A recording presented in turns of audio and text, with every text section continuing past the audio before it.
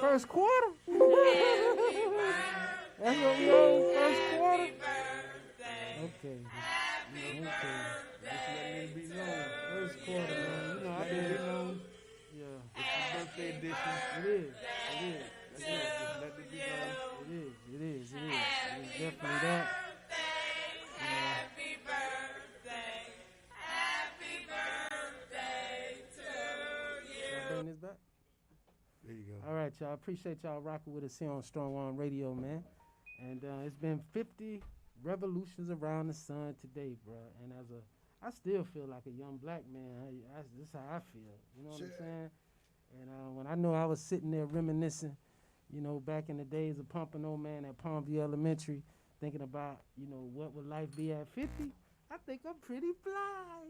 You know what I'm saying? I think I'm pretty fly, you know. And we was just talking the other day, yesterday, I think, man, we was talking about, you know, growing up in this hip hop culture and what it means, man. It's more than just the music, you know. It's the way we dress, the way we talk, our culture, the way we dance, the way we just, you know, see the world, man. And I can't think of a better person that represents growing up in South Florida with this 808, this rap music thing, and having one of our owns, man, one of our legends in the building, none other than Mr.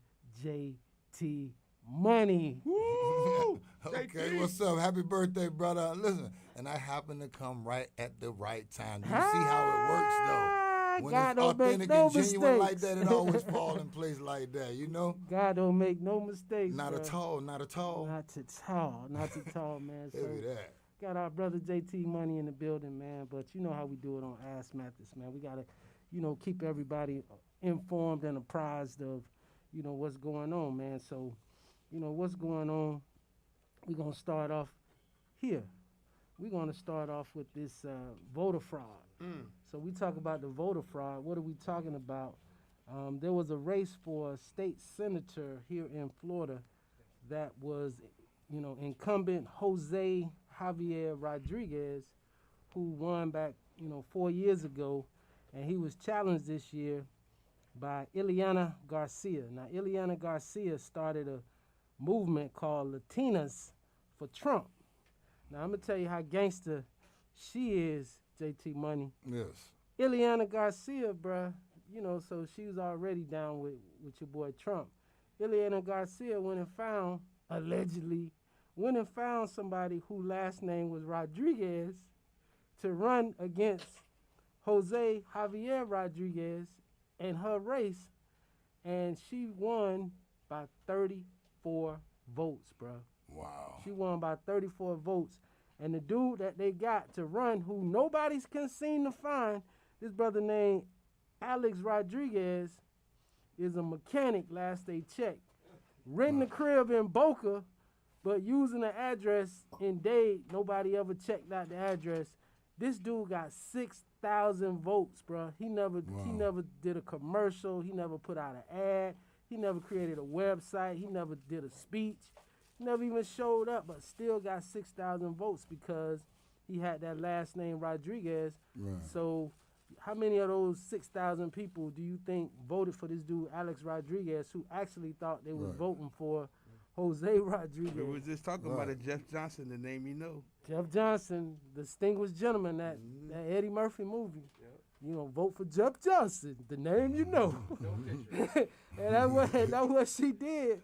You know, so, hey, that's where we are, bruh. That's where we are. And if we look at, you know, what our 44th president said on 60 Minutes the other day, Barack Obama, he said, man, that's where we are right now.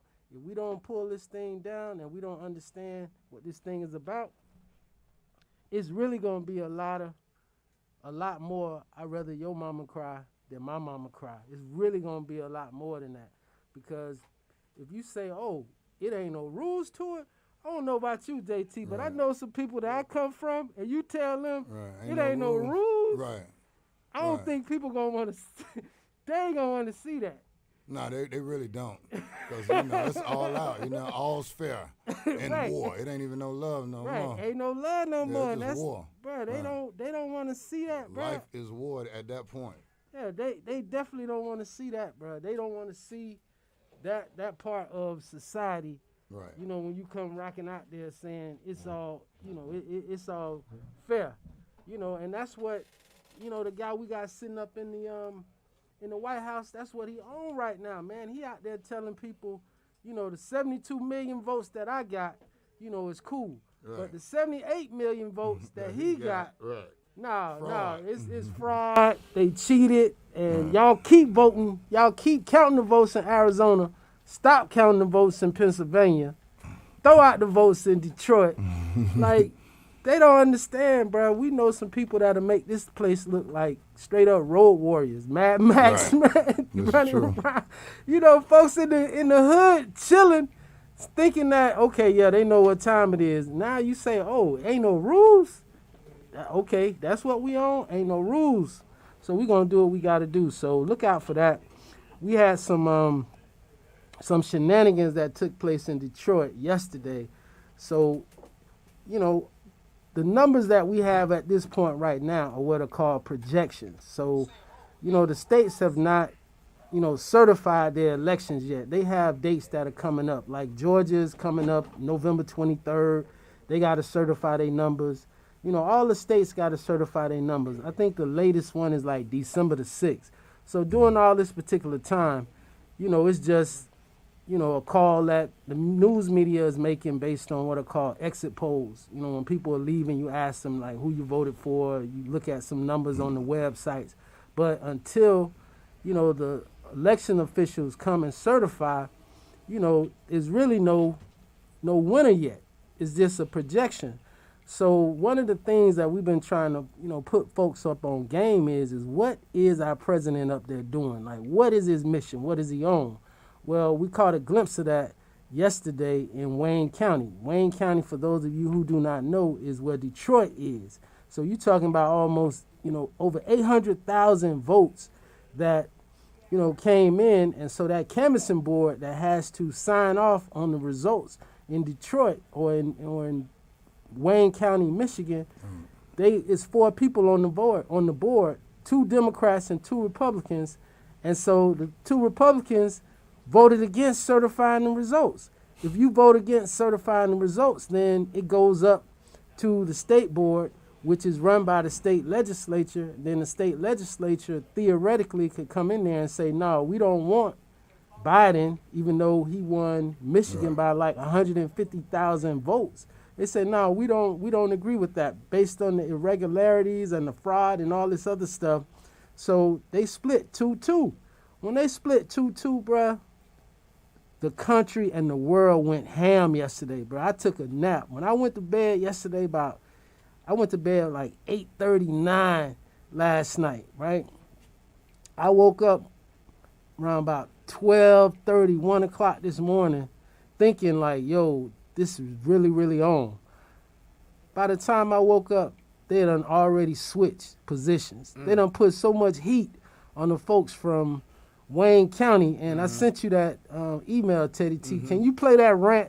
That is one of the epic rants you will ever hear, bruh. This is one of the dudes on the white guy, Democrat, on the canvassing board in Detroit.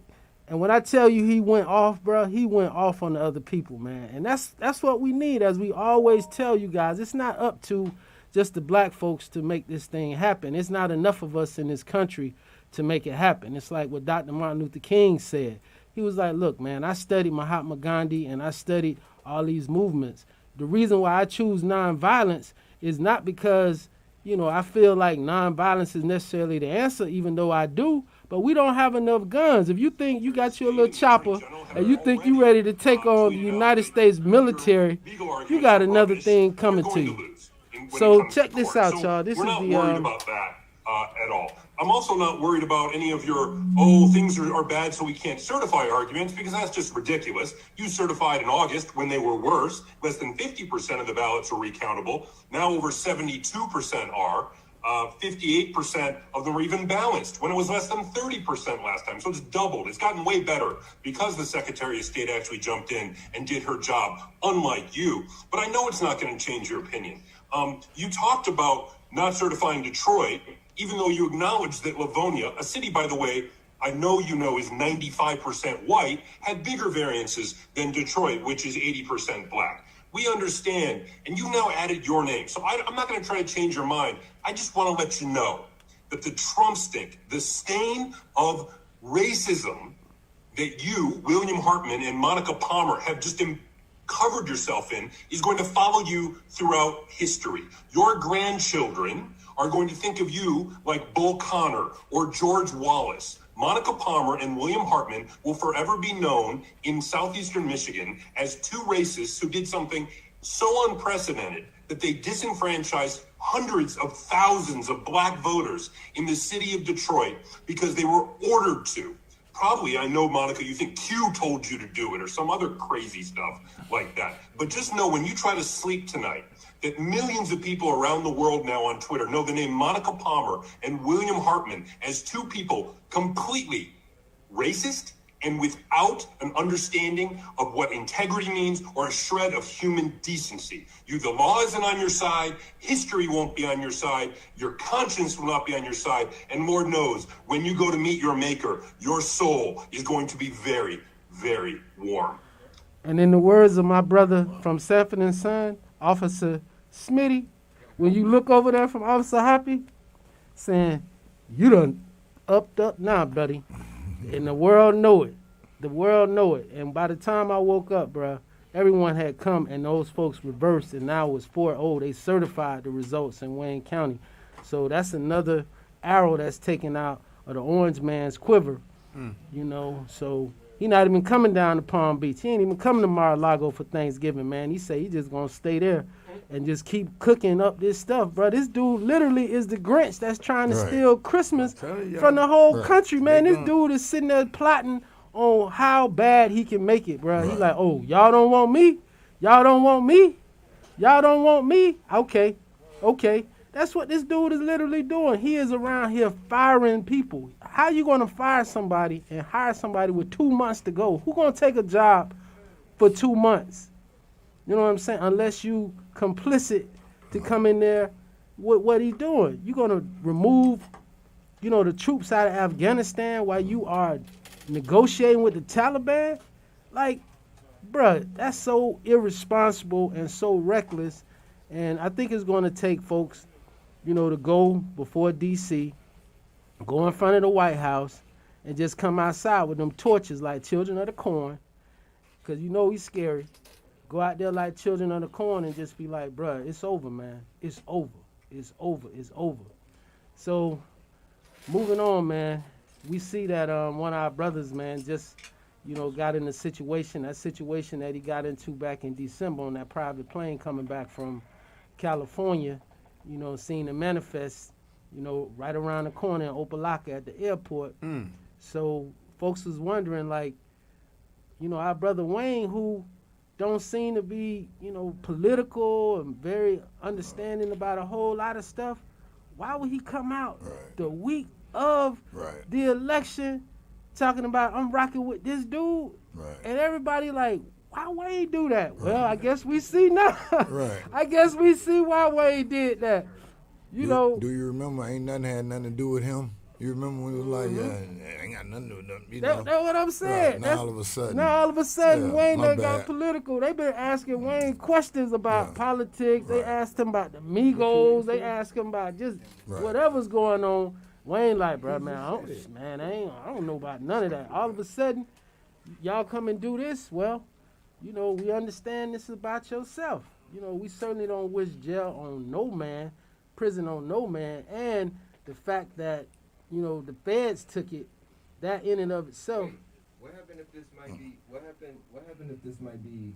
Trump might have said, "I'll pardon you from if you get hit with it." That's the best thing for him. That's the whole point. No, it ain't nothing to think about, bro. You just come on, man. We got Mr. Pimp right over here, bro. You know what I'm saying? We ain't talking too fast. You listening too slow, bro. That's what we trying to tell you. That's the whole point that we trying to tell you. The reason why Wayne came out is because for them to take it federal, because the president's pardon power is to federal offenses. All the president got to do is be like, boom, it's a wrap. It's a wrap. You good, you done. So, you know what I mean? That's what we about to see over the next 2 months. He's settling scores. Now, if he could do something to 50 Cent, he going to do something to 50 Cent. Because, 50 Cent out there, even though that picture was floating around, but 50 Cent out there now spraying the man. Talking about, they offered me $1 million for the inauguration. Started off at $500,000. I was like, man, I don't know how my reputation gonna be, and I don't know how this gonna go or whatever, but I ain't take it. But now he running around telling people that, that he didn't do it. Man, leave that man alone. Leave that stuff alone. But I kind of understand what Wayne is on. You know what I mean? Because that's what it is. Now, his lawyer, I know him, Howard Schrebner, is rocking with a Second Amendment defense. Now, the Second Amendment defense, the newest Supreme Court Justice, Amy Coney Barrett, has written previously in a dissent, and if you remember in her confirmation hearings, they asked her specifically about, the right to bear arms and precluding or preventing felons from being able to carry firearms.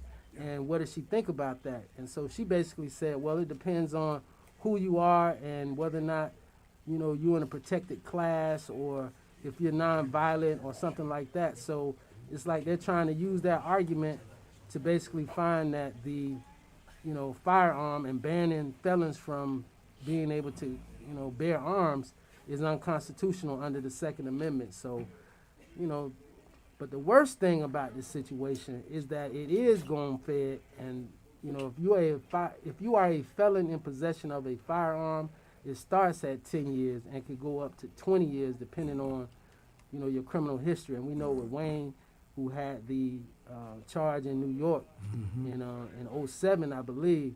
So it's going to be a lot of litigation going down. We're talking about one firearm as opposed to when Tip got caught.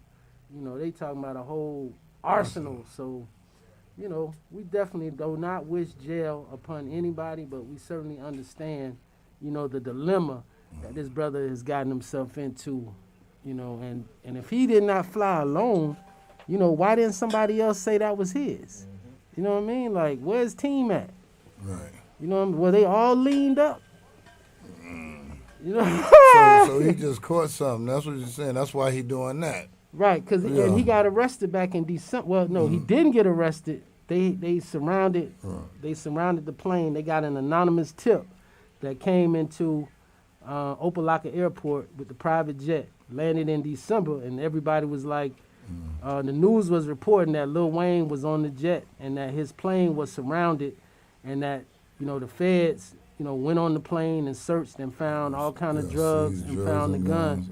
But after about 2 hours, they let him go. So everybody was like, yo, Lil Wayne, Teflon, man, who's his lawyer? Man, he the dog, he the man. And then they come knocking on the door saying, yeah, we ain't gonna... You owe me. Yeah. You owe me. Calling that favor. Yeah, I'm playing that ticket, check. Hey, yeah. Check. Okay. See, I didn't even know that. Yep. Yeah. So that's so that's that, man. So the other little game our president is playing is with Department of Homeland Security. So their cybersecurity guy, after the president been doing all these tweets talking about, the election was rigged and it was fraud and all this other stuff, his dude that's over cybersecurity, who was put in place after 2016, after the Russians hacked our election, put out a message that this was the most secure, safest election that we've ever had. He got fired last night. He got fired last night. Your boy ain't playing. Like, your boy, he not playing with none of them, bro. You better not say nothing these next 30, 40 days. Just keep it walking. How you and they say the head of the CIA, she on the chopping block, bro. Because she won't release certain classified information. And, man, this dude You know, everybody probably got something on Trump. Everybody got just something in the little safe box. Got a little file on him. You know what I mean? He been so folder. sloppy. He been doing so much stuff that everybody. So now he got to remember everything that he did before he leave and clean it all up, get it all out the way. Absolutely. Right. Absolutely. Because you know he out there really thinking like, yo, I thought I was going to be here till I was, 78. They ain't going to mess with me when I'm 78, 74. You know? They might. And see, the thing about the pardon power, as we told you, he can pardon himself or he can resign and have Mike Pence, the vice president, pardon him, but he can only pardon him for federal offenses. Right. Cannot pardon him for state offenses. That's right. So, if I was representing the president, which I am not, Check. and I give him this free game, as we tend to do, I'm feeling generous right now. If I was representing the president, what I would do is I would put that call to Joe Biden, and it'll go a little something like this, man. I need a little mood music, Teddy. Give me some of that JT Money.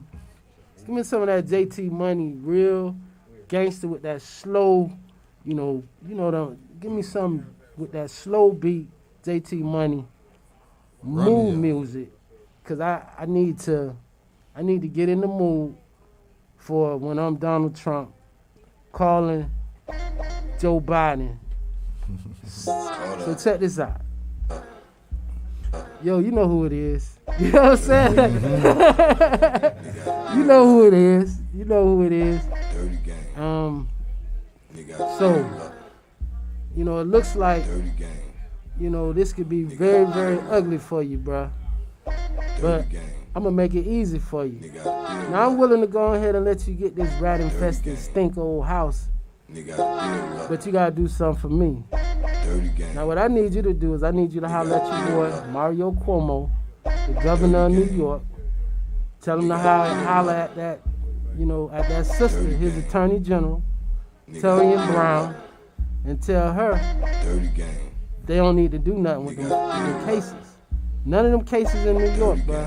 They need to just let them go. And if they let them go, now go ahead and give you the crib. What we doing? Check. What we doing?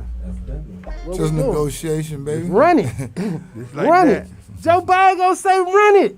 I promise you. I promise you Joe Biden will say run it. You know why Joe Biden gonna say run it? Because Joe Biden, dude, do you know this is the third time Joe Biden ran for president? Mm-hmm. This man ran for president when I was in middle school. When I was in middle school, Joe Biden ran for president in I ain't gonna tell you. Yeah, but back then. When I was in middle school, Joe Biden ran for It president. had to be like 82, 84. 84, yeah. And the reason why he had to drop out is because he got caught. He got caught plagiarizing.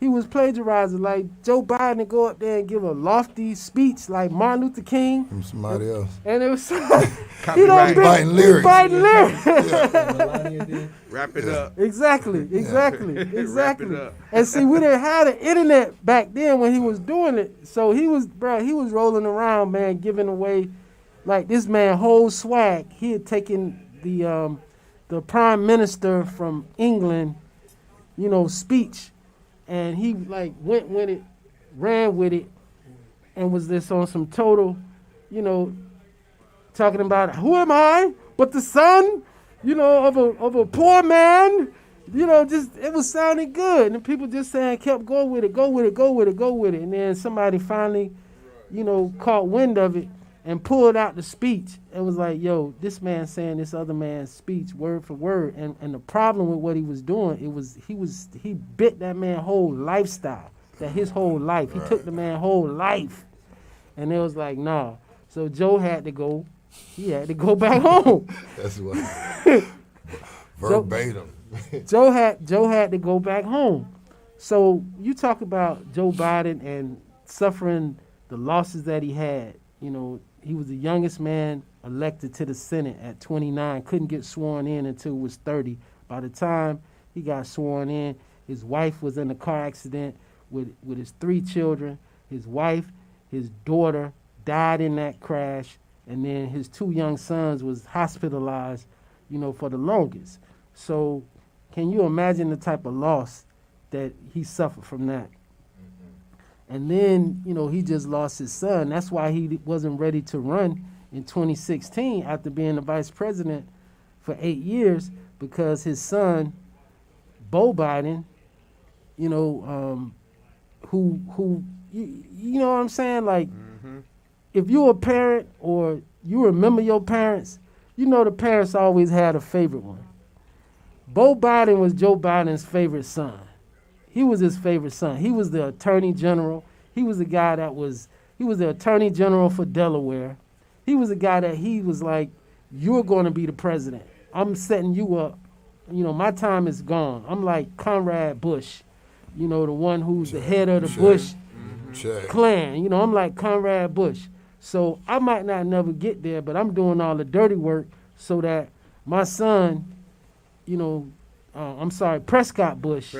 Prescott Bush, so that my son, like George H.W., like Joe Kennedy, and then his son, George, and then his other son, Jeb. I'm doing the dirty work so y'all can go ahead, and live your life. So Joe was like, man, I'm doing this, and then to have his star son die of cancer in the midst of all that, that's incredible. He was done, man. When I saw that commercial, I couldn't believe that was really his story. I saw that commercial and I was like, that man done suffered real pain. He's been through a whole lot. Yeah, that man done suffered real pain. I mean, it's lucky that he's got a mental state to even want to be president. But that's what I'm saying, and that's what we need right now, bro. We don't need somebody that runs around and everything he does is like, we used to play basketball, man. We used to call them ball hogs. We used to call him a hawk. Yeah. Right. You know what I'm saying? It's like you don't even want to play with a dude that he don't want to pass the ball. See, I was gonna say that earlier. He like a bad kid. Like he want to just take his ball. Like when he don't get picked, he gonna take his ball, mess up the game. You know what I'm saying? Like it's 11 of us, but you didn't make the cut this time. You remember that when that used to happen? That used to be crazy. He like that dude, like a scorned woman or a bad kid. That's that guy. Right. He the one that's gonna come in there. Now the chick.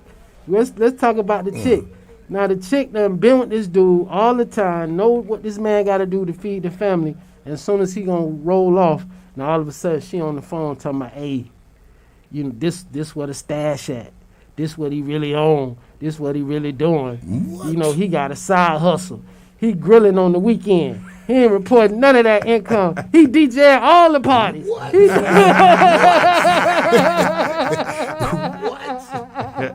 He DJ at all the parties. All the parties. Look at him on IG with holding all the money. All the money. You like, yo, why you done brought them people to our crib? Damn. Like, if I can't have you, you belong to the streets. That's it. If I can't have you, you belong to the streets. But this dude that we got in the White House, it's not his fault. That's what we done learned in these 4 years. It's not his fault because what he represents a part of all of us that's up there. He represent, a bad habit that all of us have, and he just up there doing it out there. And so we get to the point where somebody come out there and say, yo, is it really okay to just come out there and see the crippled man and just make fun of him? Right. Like, is that who we are as a people? Like, are we really on that? Like, is it really okay for a dude to come out his mouth and be like, the federal judge can't sit on my case because he Mexican? Right. I just hope after... you feel me? I hope after this that they amend the elements that a person can be president and say you got to have some type of political experience or something because... but I can't blame Donald Trump for doing what he did because who would ever think that he would be president? And the fact that he did what he could do. Like he had no experience. They let him in, and they let him in. He got past the security. You see what I'm saying? He got in the VIP section. You know what I'm saying? Right. Like he literally got in, and he was able to last for 4 years. Right. That's incredible. Like I want to watch the story. I want to watch it all over again. You know they're gonna do a movie on it, something, a documentary, then a music. The story is real simple, because it wasn't what Donald Trump was able to do. it was all the people around him, the enablers who saw what he could do for them. And that's what this is about, what he could do for them. So they sat back and chill. That's it. So you talk about the people, I'm going all the way back to law school with the Federalist Society. The Federalist Society is the conservative, the conservative people on campus, the ones that feel like, the only reason why black and minority people are at these, institutions, if they not playing ball, is because of affirmative action. They don't respect. So I'm wondering, I'm seeing this for the first time. We come down here, we at University of Miami in 93. So it's the time, which I didn't know at the time. I'm like, wow, it was 26. I think it was like 26 of us, that started, 26 blacks that came and was in the class back in 93. And folks was like, yo, this the most they done ever had, up in here back in 93. So we feeling like we really got to represent. We got to represent for the people, for the culture. Like, we got to represent. So that's what we did. Bruh, me and my homie, Jamaican kid, Fitzgerald Frater, we won the mock competition.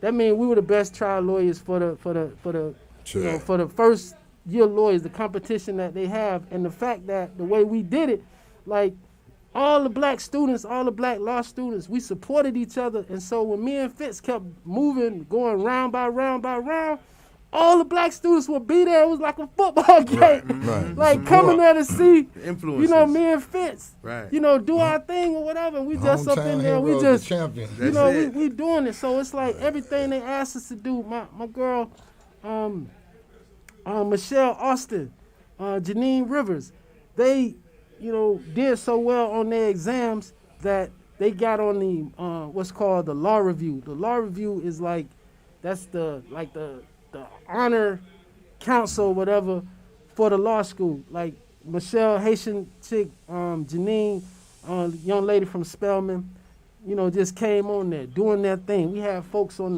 the government society, and then even in the intramurals, our little team, we went in the basketball intramurals, we went in the football, we went in everything, thinking that this is exactly what they want.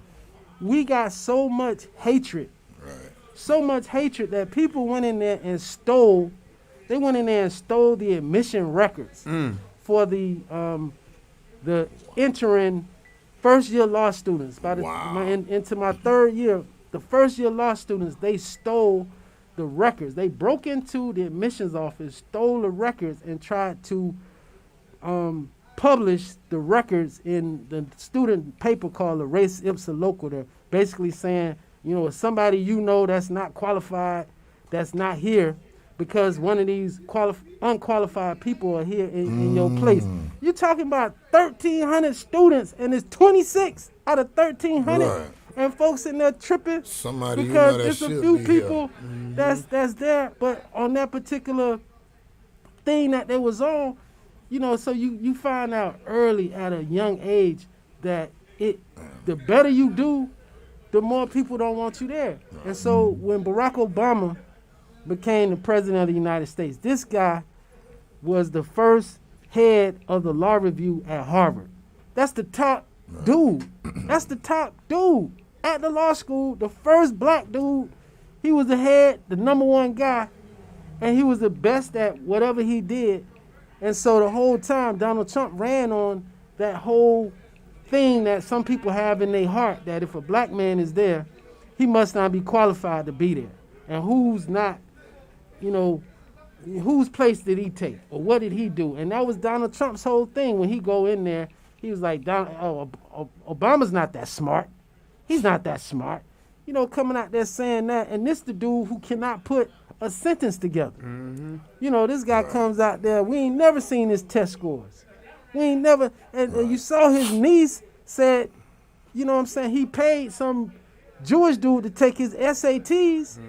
You know what I'm saying? Like, this is his own people saying that he paid somebody, getting that from his sister, saying, he paid somebody to take his SATs. So that just lets you know, do not totally underestimate the power of who we are as a people and the impact that we have, negative and positive. When I say positive, and we got one of the greats up in here right now, we got JT Money. When I say positive, we're going to hear from JT Money to tell you, like, one of the places, you know, from where you grew up, to tell these people, like, a place that you went on this planet outside of the United States that you were surprised that people feeling you and they knew all about you. Yeah, well, for me, just born and raised here in Miami, and getting to go to, you know, Italy and Japan and stuff. Like Japan, I went over there by myself, well, Italy too. But I'm just saying, like, normally I was traveling with 2 Live back in those days. You know, we hit all those continents. But when I did the JT Money thing, and you go to Japan, and I got the Japanese saying, "Come sit in, yeah," you know what I'm saying? Yeah, I know. I'm like, you know, forget the yeah. Them boys were saying, "Come sit, yeah." You know, that was pretty awesome now, you know what I'm saying? That let you know, bro. Yeah. That's the influence of the culture and Yeah. the fact that we got people over here, and it didn't just happen. We got people over here that try to tell people over there in their countries not to respect us. Right. Not to respect what Over we here, do. Right. You know what I'm saying? We talk about the soldiers that went to Korea and that went to Vietnam, and when they went over there, when they had, or especially Yeah. going back to World War II. Yeah. In World War II, the soldiers over there fighting, and the folks over there, you know, just feeling gratitude that these brothers over here helping Right. and doing whatever. And there was almost a civil war between American soldiers, between black soldiers and white soldiers, because the chicks was showing the brothers Right. love. Right. The chicks was showing them love, and the cities was glad people there fighting for them, and they was cooking for the dudes and Right. giving them drinks and having them come to the restaurants and the bars. And then it was our soldiers, American soldiers, who over there telling them, "Nah, man, they ain't allowed to come over here and Yeah, eat with they us. less than. They can't come over here. They can't do that. What Right. y'all doing? Y'all messing this thing Yeah, up." right. That's You know what I'm saying? And then when the White boy. soldiers came back to the United States, that's when a lot of the civil rights movement began to happen. Because folks like, yo, I'm over here putting my life on the line. These people ain't do nothing to me. These German people ain't do nothing to me. These Japanese people ain't do nothing to me. Sure. So I'm over here, you know, fighting, coming back in a box, or coming back, you know, with a cane, or missing a limb. And I come back and y'all tell me, man, I can't go drink this water over here? Y'all telling me I can't use this bathroom over here? Nah, bro, y'all gonna have to kill me, bro. Cause I done learned that. Right. I done learned that. So we've always had people that's over here, the ones that's trying to hold us back. The same people that was supporting, not all of them, but enough of them who said Donald Trump is going to be the guy, because they looking at him. You know, this is one of the things we have over here at Strong Arm. We call it let's play, you know, dumb monkey. You know, sometimes we play dumb monkey, you know, depending on what play we going to do. They be like, "Matt, we going to play drunk monkey." Play drunk monkey. We just be in the room. We just want you in the room just so you can see how they move. And just see how they do this and see how they do that and see how they try to come at us with a deal. Let's come with a situation. Knowledge. Right. Dumb jazz! What's up, man? Dumb jazz, yeah. Yo, Got yo, JT what's up, man? Money. How you doing? We got the mayor. We got the former mayor of North Miami. Dumb jazz. Yeah, man. Yeah. What's the Yo. Look, bro. Happy birthday. Thank you, my baby. brother. Love. Yeah. You When I see Yeah, you, baby. we gonna drink it on. We gonna drink it on Yeah, there. man. Yeah. Appreciate you, Doc. We Thank got our brother, you know, North Miami, finest, man. You know, Mr. Dom James, man. Dom James, come in here, man. Appreciate you, my brother. Yeah, listen, man, I can't miss those golden years, man. I mean, this is your 50th birthday, so I had to come by not only to support, you know, your show, but also to come by and say happy birthday. I've known you for almost 30 years now. You know, I've seen those days, you know, us. We can't talk about it, or we can. I can talk about it, but I know you Mr. Politician, so I leave it alone. Nah, you know, so glad to see that, you know, you're doing well, not just doing well, but also, you putting your hands out there and grabbing some of the others, that are just, need not only need to know, but also pull them up, to be where you are, which is, very, for me, it's very amazing to see, when young, brothers actually make it and they go back out there and bring other young brothers, to come along. So, and this is what you have done, man. I mean, not only that you're a great lawyer, a superstar lawyer, doing work in this community, and your radio show is very, you informative and entertaining. Mostly informative. So, which is very important. People needs to know, and people needs to be, like they said, information is a power. And having that information, letting people know what we went through back then. We're fighting in a war. Then when we come back home, we're fighting another war at home. Yeah, so that's very important. A lot of young cats, they don't know that. They think that, this is what we got here today, and this is the way it's always been. So thank you for your leadership. Thank you for your friendship, first and foremost. And thank you for continuing supporting our community. Yeah, man. We talk about our brother, Mayor Andre Pierre, man. We talk about him on the show, in different ways. We talk about him a lot, just in terms of, we're talking about you when we were saying, oftentimes you come up when we talk about the 80s, and we talk about, when the Haitians start coming in large numbers in South Florida. And one of the worst things that you could do, and this is the miseducation of African Americans. Yep. One of the worst things that you could do would be a Haitian. Yep. Would be a Haitian, because you like, man, the girls, they walk around, man, they don't perm their hair. Yep. And the guys, man, they got dress shoes on. Yep. They, coming to school, like what's going on, and not seeing when you fast forward. And what a Haitian community is, right. and what African American community, because of the sacrifices. Yeah, but another thing is, when we were, lending and coming up here in the 80s, the Cuban brothers and sisters were welcome, by African Americans. And now the same, Cubans that were welcome back then 30 years, 40 years ago. Close the door. So now they are the one that preventing the brothers in Miami, moving forward, because all they do is only for themselves, and they're keeping that door closed. And I see that we are here in Hialeah, which is... This is Trump territory. Trump territory. And not only that, this is the least diverse city in America, okay? It's 97% Cuban, and all they need to do is to say, you know what?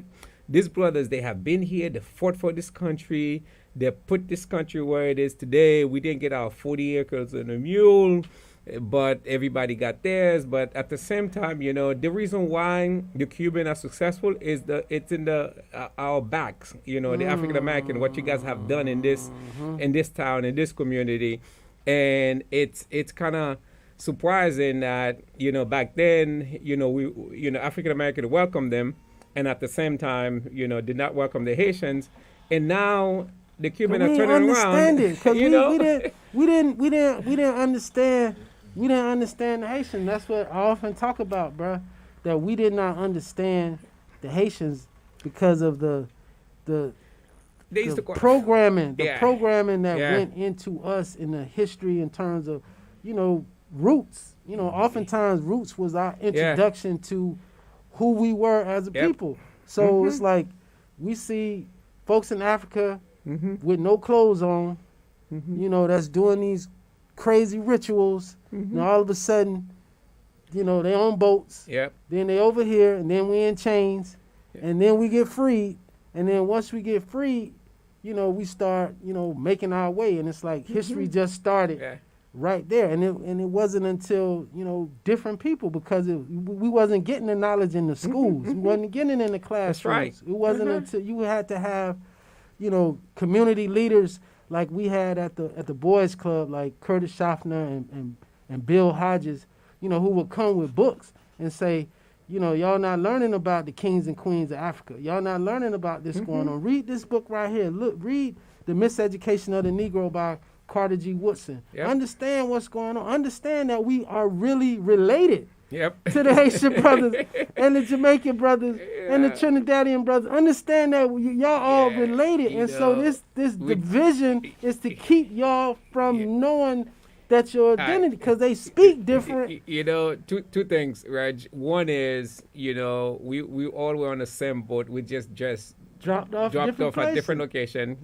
And number two, another thing that's, you know, a lot of us really need to understand is that back in the days, there was a general called General Lynch, Lynch. We talk about that. He wrote a lot about how to keep, you know, the black people from moving forward. Right. Okay. Exacerbate the differences between them. Yeah, and young, that's right. Color, complexion. And he said, everything. just you know, not only, you know, don't let them get any education. You know, I mean, for sure. Right. He said, no, don't give them any books to read.